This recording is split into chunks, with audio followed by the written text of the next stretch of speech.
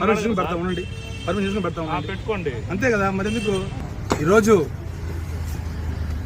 పేదలకు అన్నదానం చేద్దామని అన్నం చేసుకుని ఈరోజు ఒక చిన్న విశేషమైన రోజు మాకు ఫ్యామిలీ మొత్తం అన్నదానం చేద్దామని భోజనం తీసుకుని ఊరంతా తిరుగుతున్నాం. హాస్పిటల్ దగ్గరికి వెళ్తే ఆల్రెడీ అక్కడ అన్నదానం చేస్తున్నారు.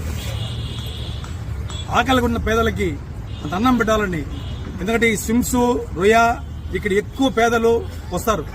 వాళ్ళ పేదలే కాదు, పేషెంట్లే కాదు, వాళ్ళతో పాటు బంధువులు చాలా మంది వస్తారు. ఇక్కడ సరైన సదుపాయం ఉందో లేదో తెలియదు.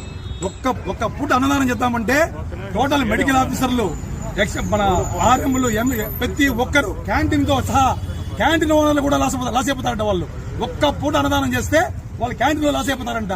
ఇది ఇక్కడ ఆంధ్రప్రదేశ్ లో ఉండే, రాష్ట్రంలో ఉండే పరిస్థితి ఇది. జనాలు గుర్తుపెట్టుకోండి. అన్నం